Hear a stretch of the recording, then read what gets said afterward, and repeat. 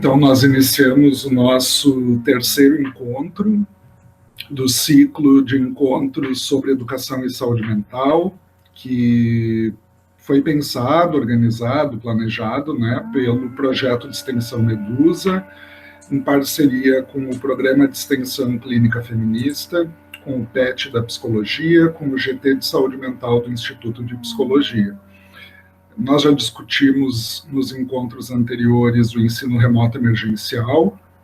no primeiro encontro, e no segundo, elitismo e meritocracia, que foi em julho, né? Em junho. Então, nós vamos para o terceiro encontro desse ciclo, que é sobre gênero e saúde mental. A convidada de hoje, para minha felicidade, é a Itawane de Oliveira. A Itawane é psicóloga, formada pela Unisc, fez residência em saúde mental, né, pela Unicinos, é mestranda do programa de pós-graduação em psicologia social institucional e faz parte do projeto, do programa de extensão Clínica Feminista na URGS. E eu tive a honra de ser orientador da Itawane, né, de trabalho de conclusão de curso. Por isso que eu estou feliz em hoje poder contar com a presença dela. Então, é contigo, Itawane. Boa tarde a todas e todos. Estou bem feliz de estar aqui nesse espaço. E, bom, que seja um espaço de trocas, né? Sei que nesse primeiro momento eu falo mais, né? Mas à medida que vocês quiserem me interrompendo, eu organizei um pouco a fala para não ficar tão perdida e para não tomar também muito tempo. Então, eu vou abrir uma outra tela, eu não vou mais enxergar vocês.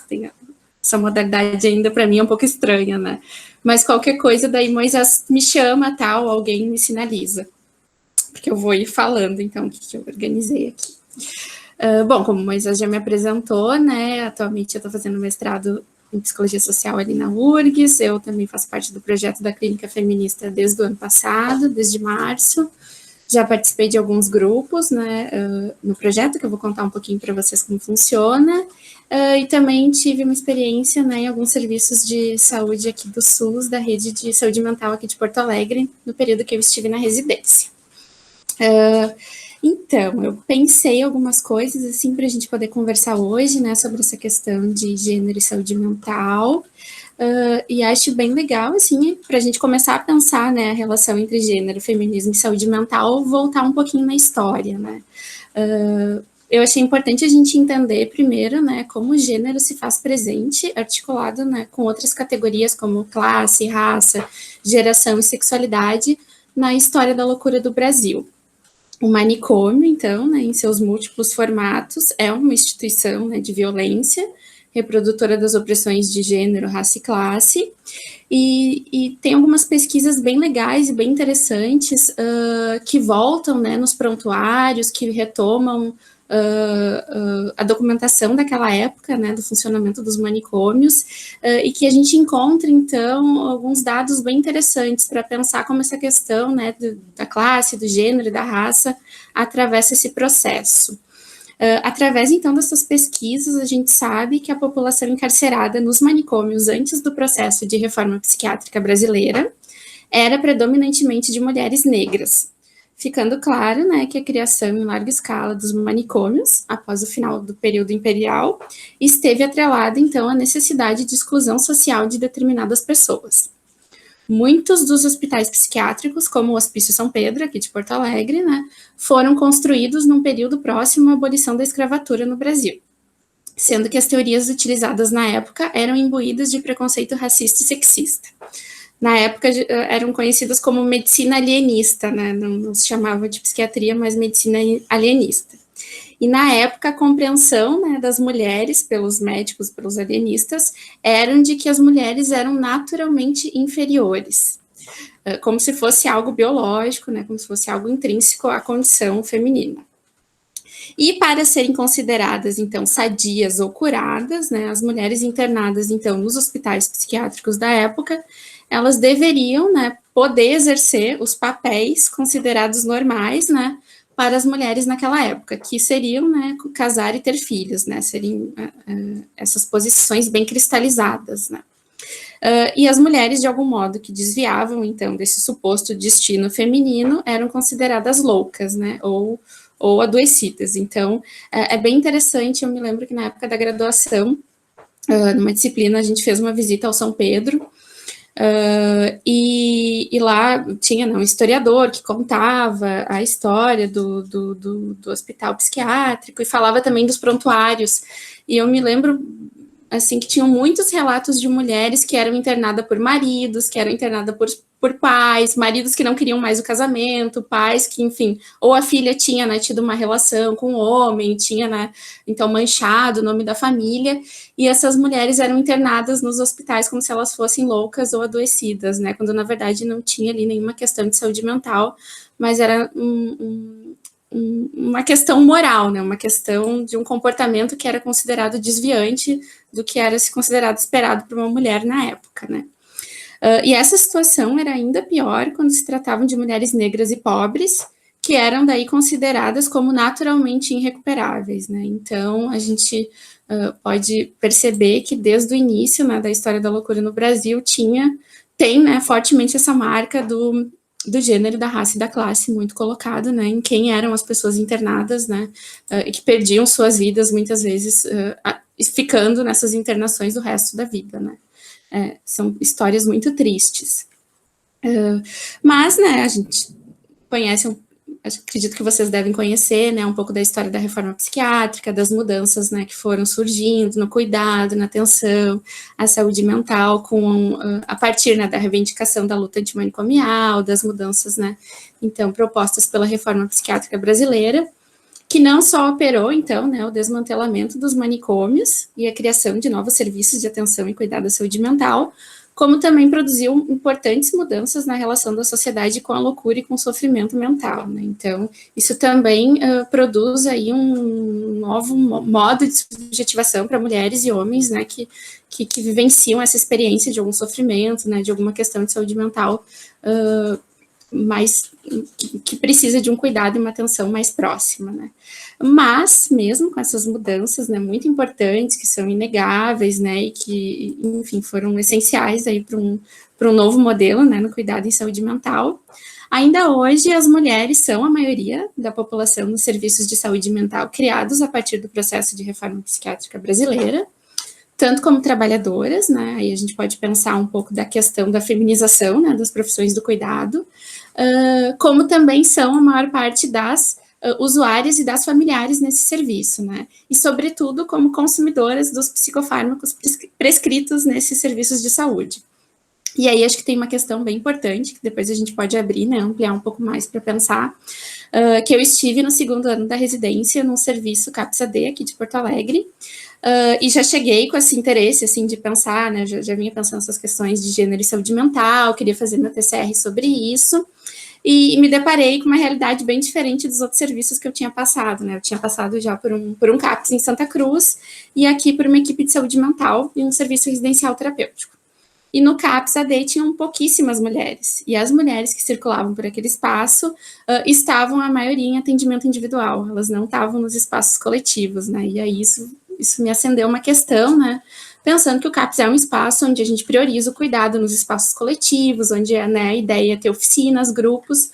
eu entendia que tinha aí uma questão bem importante para se olhar, né, por que essas mulheres não estavam nesses espaços, né, e aí aparecia a questão de gênero, que muitas não se sentiam à vontade, que ali elas encontravam, né, muitas vezes com a figura, né, de homens que ou eram abusadores ou lembravam abusadores, então tinha toda uma delicadeza, né, para pensar o cuidado dessas mulheres no espaço AD. E também a chegada delas, né, porque é muito difícil para uma mulher poder se assumir, né, poder reconhecer que tem uma questão com o uso de substâncias, porque é um duplo estigma, né, já tem todo um estigma em cima do usuário de drogas no Brasil. Imagina, então, ser mulher e ser usuária, né, que daí rompe com tudo que se espera de uma mulher, né. Mas isso é uma questão que acho que a gente pode seguir pensando depois, né, e eu acho bem interessante para pensar também a questão da medicalização do corpo feminino, né, que tipo de substância, então, é autorizado as mulheres utilizarem, né, porque as mulheres são as mais medicadas nos serviços de saúde, né, aí tem algumas pesquisadoras que falam sobre isso, nomeando como orgânico louco, né, que se trata um pouco dessa compreensão acerca das questões psíquicas das mulheres a partir de um olhar direcionado para o corpo biológico feminino. Então, né, a psiquiatria, em conjunto com outros saberes médicos, como a obstetrícia, a ginecologia, a endocrinologia e a psicologia também, em muitos casos, né, trabalham na afirmação de uma condição biológica que justifique algumas desordens psíquicas como naturalmente femininas. Então, aí entra uma série de medicamentos, né, de medicações que seriam para retomar aí uma certa, né, estabilidade que foi, que é uma estabilidade que é própria da condição feminina, né. Então, acho que tipo de medicação, que tipo de substância, né, que as mulheres podem fazer uso e que tipo não podem, né, e que são extremamente julgadas se fizerem. Então, acho que é uma questão bem importante, assim, para poder pensar também, né, no cuidado das mulheres no campo da saúde mental. Mas é bem importante, né, a gente pensar, na verdade, que o sofrimento psíquico não é algo, tem questões, né, claro, orgânicas, mas que ele não é natural das mulheres pelo fato das mulheres serem mulheres, né, não é uma condição biológica, mas diz muito mais respeito à vivência e às experiências dessas mulheres em uma sociedade patriarcal e misógina como a nossa, né. Por isso, ainda hoje, as mulheres são um grupo social que apresenta maior probabilidade de apresentar algum sofrimento psíquico ao longo da vida, em razão, na verdade, não da sua condição de ser mulher, né, biologicamente, mas muito mais de estarem expostas a violências diversas, né, aí a gente pode pensar violências patriarcais, violência sexual, retirada de direitos, né, a violência racista, no caso das mulheres negras, né, ainda mais grave, elas são duplamente, né, triplamente atingidas, né, por essas questões. E a gente pode pensar que, apesar dos avanços, né, obtidos nos últimos anos, no que concerne os direitos sociais das mulheres, né, a introdução das mulheres no mercado de trabalho, a conquista de direitos políticos, ainda hoje as mulheres são as principais responsáveis, né, pelo cuidado no espaço doméstico, bem como são elas que recebem os menores salários, têm a sua liberdade e autonomia restringida em razão de sofrerem uma série de violências diárias e ainda encontram muita dificuldade no acesso aos direitos reprodutivos mais básicos, o que também as coloca, né, nos coloca em uma posição de vulnerabilidade bastante importante. Então, né, tudo isso soma-se ainda ao fato de que ainda é esperado que a mulher corresponda a determinadas expectativas sociais, né, que se fazem presente no imaginário social da nossa sociedade, né, patriarcal e capitalista. Então, tem uma cobrança muito grande, né, para que as mulheres deem conta aí, né, de uma tripla jornada, né, de trabalho, no cuidado com os filhos, e ainda se mantenham, né, magras, ainda se mantenham bonitas, ainda se mantenham dentro de um certo ideal, né, que é extremamente, tem alguns atores que chamam de lipofóbico, né, a gente pode pensar gordofóbico, a gente pode pensar racista, né, então, é um ideal que realmente acaba, sim, afetando a saúde mental das mulheres, e isso a gente pode pensar, então, que, na verdade, não é uma condição biológica que nasce conosco, né, mas diz dessa sociedade que a gente vive, né, e disso que se espera, então, de uma mulher nessa sociedade binária, né, e sexista que a gente estamos inscritas, né. E esse cenário, então, nos mostra, né, a necessidade da gente romper também com a ideia de um sujeito universal e abstrato no campo da saúde mental, né, sendo muito importante a gente pensar que a forma de vivenciar o sofrimento psíquico, ela é construída socialmente, né, e está fortemente marcada pelas construções acerca dos estereótipos de gênero e também pelas questões raciais, né. Então, tem, muitas vezes, um componente aí biológico, né, mas a forma como a gente vivencia esse sofrimento, né, a forma como a gente vivencia as questões de saúde mental, também está muito atrelada ao contexto sócio, histórico, cultural, em que nós estamos inseridas e inseridos, né, então não tem como deslocar isso, e é muito importante, né, nós da psico, da saúde coletiva, estarmos atentos a isso, né, e nós da psico, principalmente para não fazermos uma psicologização, muitas vezes, né, que é bastante violenta em algumas situações, né, mas entender sempre o sujeito e as sujeitas dentro de um contexto, né. Então, na nossa sociedade, né, bastante binária, sexista, né, heteronormativa, a gente pode sim dizer que o adoecimento psíquico ele é gendrado, né, ele diz respeito a uma questão de gênero também, porque a forma como os homens e as mulheres apresentam o sofrimento, né, como eles vivem, né, como narram esse sofrimento, ela é muito diversa, né, e ela está muito relacionada com os modos de subjetivação, né, privilegiados e dominantes na nossa sociedade, e que vão nos construindo como mulheres, né, e homens, que vão nos fazendo, né, sermos lidos, né, como mulheres e homens. Então, é bem importante a gente estar atento a isso, né. Aí tem uma autora que eu gosto muito, uma pesquisadora brasileira, talvez vocês já tenham ouvido falar dela, que é a Valesca Zanello, que tem uma série de textos, artigos e livros, né, em que ela aprofunda essa questão e esse debate, né, e tem um artigo em específico que ela detalha, assim, que ela narra, né, a diferença de experimentar e viver o sofrimento, né, por parte das mulheres e dos homens. Então, ela vai trazendo, assim, ao longo do texto, né, como as queixas das mulheres giram mais em torno de questões relacionadas à maternidade, à capacidade de cuidar, a relações amorosas e a relação com a própria imagem e corpo, e a queixa dos homens fica geralmente em torno da questão da virilidade sexual, da questão laborativa, da força física, da fama, da riqueza, né. Então, tem aí, né, uma diferença muito grande, né, no que faz sofrer um homem, no que faz sofrer uma mulher na nossa sociedade. E, de novo, isso não é algo biológico, né, isso não nasceu conosco, mas isso diz de uma construção aí, né, e de uma sociedade extremamente ainda, né, machista, patriarcal, heteronormativa e bastante problemática com todas essas construções, né. E esse cenário se tornou ainda, né, mais complexo e mais grave com a chegada da pandemia de Covid-19 em território brasileiro, né, porque a pandemia ela exacerba ainda mais as desigualdades já existentes no nosso país, né, ela aumenta, então, a sobrecarga das mulheres, né, que se veem aí em situações muito delicadas, né, tendo que dar conta do trabalho, tendo que dar conta dos filhos no espaço doméstico, né, muitas vezes sem ajuda. Muitas mulheres perderam seus trabalhos, né, e elas eram as chefes de família, né, as que sustentavam a família, então se vem numa condição muito delicada, né, as mulheres que já tinham vínculos de trabalho, né, muito frágeis, se tornaram ainda mais expostas, né, a uma precarização absurda, né, tanto que a gente pode lembrar, né, que a primeira mulher que morreu de Covid no Brasil era uma trabalhadora doméstica, né, então se exacerba ainda mais essa questão, né, da precarização dos vínculos, e as mulheres muito expostas a isso, né, expostas também à violência doméstica, né, que é importante a gente pensar que nas situações de crise aumenta, e daí também tem uma questão, né, que dá para pensar mais a fundo, né, como é importante pensar a questão da violência doméstica não individualizando, né, ou não tornando como uma questão somente daquele homem, daquele agressor, né, mas pensar que é uma construção estrutural, né, da nossa sociedade, e que tem até alguns textos bem interessantes, assim, para pensar como nesses momentos de crise, os homens muitas vezes perdem seus empregos, né, se veem em situações que é essa questão do sofrimento, né, o que produz sofrimento no homem, né, se veem muito despotencializados nisso que dá o poder a eles, né, e muitas vezes acabam exercendo uma violência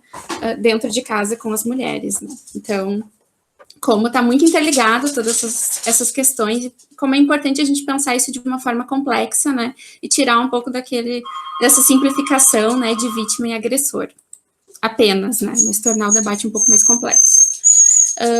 Também tem a questão, né, do desemprego das mulheres, né, da feminização das profissões do cuidado, né, como esse cenário se torna ainda mais complexo com a pandemia, né, e como se torna necessário a gente ter esse olhar cuidadoso para todas essas questões quando a gente vai pensar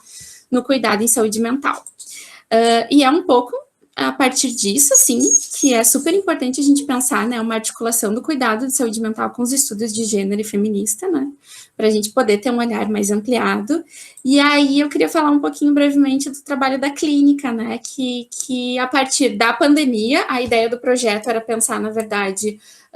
muito mais uma formação para trabalhadoras da saúde, né, então surgiu a ideia de trabalhar com a Temis, que é uma ONG, né, dos direitos humanos, que trabalha com mulheres, então a gente vinha pensando em poder fazer algumas oficinas, em oferecer, né, uma formação para trabalhadoras que atendem mulheres em situação de violência. mas com a chegada da pandemia, então, se vê uma necessidade de poder fazer uma ação mais efetiva, né? Então, a gente retoma ali a ideia do trabalho, né, do projeto da clínica, e começa, então, a pensar a construção de grupos virtuais para mulheres, né, que estavam em situação de violência, ou que se encontravam em alguma situação, assim, precisando de um espaço de escuta em saúde mental, né. E aí foi uma aposta, uma grande aposta, assim, porque nenhuma de nós nunca tínhamos trabalhado com essa modalidade virtual, né? Então a gente não sabia muito bem como é que ia ser, como é que ia funcionar, e também é essa aposta muito grande na questão do grupo, né? Claro que em algumas situações que precisava de uma escuta individual, de um acompanhamento, nós temos psicólogas parceiras, né? Temos trabalhadoras que acolhem essas mulheres, mas a aposta no grupo de mulheres é uma aposta bem importante, a partir de uma ética feminista também, de poder pensar a importância desses espaços como um espaço de politização dos afetos também, né? Porque tem algo que a Valesca Zanello também traz, que eu acho bem interessante para pensar essa condição do silêncio feminino, né? Que as mulheres são subjetivadas muito nessa ideia do silêncio, né? De não falarem sobre as suas dores, né? De não poderem partilhar sobre isso, muitas vezes até para manter as suas relações amorosas, né? Então, tem aí um preço, né, que se paga para manter essas relações que muitas vezes são abusivas e violentas, que é o silenciamento, né? E esses espaços de grupo servem um pouco para romper com esse silenciamento, né? Para que elas possam narrar e se reconhecerem, muitas vezes. Também tem algo aí de um reconhecimento, né? De não estar sozinha nessas situações. Porque tem uma carga ainda muito grande, né, nessa coisa da mulher que sofre violência, né, ela às vezes é revitimizada, né, ela é culpada pela violência que ela sofre, então o grupo também é um espaço seguro, né, para poder pensar sobre isso, para poder escutar de outras mulheres que já passaram por essa situação, né, possíveis saídas, né, uma construção de uma rede de apoio que é super importante, né, e que com a questão do isolamento ficou ainda mais difícil, né, de ser feita. Então, a experiência com grupos, assim, vem sendo muito rica nesse sentido, né, acho que é uma aposta super importante, assim, que as feministas já fazem há muito tempo também, né, muito nessa ideia também de grupos, né, de discussão de teoria, de trocas, então os grupos vêm muito nessa ideia, né, algumas vezes a gente troca textos, a gente conversa, o nome desperta muita curiosidade, né, o que é feminismo, porque o nosso nome, na verdade, é Clínica Feminista na Perspectiva da Interseccionalidade. Então, né, o que é isso, o que é interseccionalidade, por onde vocês andam, né, o que vocês leem, por onde vocês pensam. Então, a gente vem aí agora há 1 ano e meio já nessa construção, né, passamos por diversos momentos do projeto e vem sendo algo muito bonito, assim, uma aposta muito interessante, um grande aprendizado, e eu acho que é Já estive também em grupos de mulheres no CAPS-AD, a gente fez um grupo, na equipe de saúde mental, que eu também estive, e eu acho uma aposta super importante, assim, no cuidado das mulheres, eu acho que é riquíssima, né, esse formato, assim, né, esse espaço de cuidado, porque aí também tem, né, algo dessa partilha das narrativas e da possibilidade de emergir novos modos de subjetivação, né, a partir de que essas mulheres narram seu sofrimento, né, que elas podem dar um outro significado para isso, e também construindo novos lugares possíveis, né, a partir desse reconhecimento, das trocas. Então, acho que é uma metodologia, assim, super interessante, né. E acho que é isso, assim, acho que no campo da saúde mental tem essa necessidade, né, tem essa urgência da gente poder articular, poder pensar, né, a saúde mental com os estudos feministas e de gênero, pensando que é importante a construção de uma prática, de uma clínica política, né, que esteja engajada, né, que esteja comprometida com a desconstrução, né, dos preconceitos, sejam ele, né, dos preconceitos machistas, do racismo, do sexismo. Então, realmente, a gente precisa, né, de uma prática clínica, seja onde ela estiver sendo feita, né, ou no serviço público, ou no consultório privado, mas de uma clínica que esteja atenta a essas questões, né, que esteja atenta àquilo que se apresenta no social, né, e no contemporâneo. Então, acho que é essencial, assim, essa articulação com os estudos feministas e de gênero, né, e também acho que é super importante essa discussão no campo da educação, né, tendo em vista que as mulheres também sofrem diversas, né, dificuldades de acesso aí à universidade, de acesso aos espaços acadêmicos, né, ainda temos pouquíssimas professoras, né, em muitas áreas, ainda no campo da saúde temos mais, né, mas se a gente for para outras áreas mais duras, são poucas mulheres, quando se tratam de mulheres negras ainda menos ainda, né, e nos altos cargos menos ainda, então temos poucas mulheres em cargos importantes na ciência. E também eu me lembrei de uma reportagem que saiu no El País, dizendo que agora, né, durante a pandemia, né, muitas meninas tiveram que largar a escola para ficar no cuidado doméstico, né, para cuidar do irmão mais novo, para ajudar a mãe. Então, como tem essa questão de gênero, né, a gente precisa de políticas públicas que não só no campo da saúde, mas também da educação, né, que auxiliem aí, que deem as condições necessárias para que as mulheres também estejam, né, estudando, estejam se qualificando e que acessem, né, a universidade e adentrem o campo da ciência e estejam, né, na política, nos espaços de decisão, de tomada de poder, porque é por aí que a gente vai podendo construir novos caminhos, né, e novas possibilidades para as mulheres na sociedade. Mas eu acho, gente, que era isso, assim, para a gente abrir, né, e poder começar a conversar. Eu só queria aproveitar que ainda está gravando, já que tu falou da educação aí no finalzinho. A gente tem um grupo de acompanhamento de estudantes, né, que é o Grupo Medusa. Aí eu te faço essa pergunta no duplo papel de professor de sala de aula, né, de atividade de ensino, e como um professor, psicólogo, extensionista que acompanha um grupo, né? Acho que é super interessante todos esses elementos que tu traz, né? Agora, se tu pudesse me dizer, enquanto um extensionista que acompanha estudantes e um professor que, ao que tudo indica, está no último semestre remoto, né? Uhum. Então, a pandemia trouxe questões importantes aí para as relações de gênero, né, especificamente para mulheres. O que tu me diria que eu preciso considerar para melhorar a minha escuta, tanto em sala de aula quanto no grupo, né, ou aperfeiçoar o acolhimento nesse sentido, né, para eu ficar mais sensível às questões de gênero? O que tu diria que para ti, né, na tua visão, é importante quando a gente está falando de gênero e saúde mental nessa situação da universidade? Eu acho que ainda falando da minha formação, assim, que não foi há muito tempo, né, mas foi há pouco tempo, eu acho que ainda precisa de um certo, de uma bibliografia mais feminista, assim, nos cursos. Eu acho que precisa uma inserção mais importante, assim, e que transversalize todas as disciplinas. Acho que não é uma disciplina, né, que vai dar conta, não é naquele espaço, mas é uma discussão que precisa estar em todos os espaços, como a discussão racial também, né, precisa atravessar as disciplinas, e eu acho que tem muitas teóricas bacanas, assim, para pensar sobre isso, né, e que nos ajudam a olhar. Eu acho que a Bell Hooks é uma delas, assim, que pensa educação e pensa educação feminista, né, então acho que poder ler Bell Hooks, poder fazer grupos de discussão, eu penso que é por aí, assim, poder abrir esses espaços. Acho que ter um grupo de discussão de leituras feministas relacionada à educação, acho que é uma ideia legal, assim, porque é isso, é se aproximar, é poder discutir, é poder pensar. Eu acho que abre caminhos, assim, porque eu ainda percebo que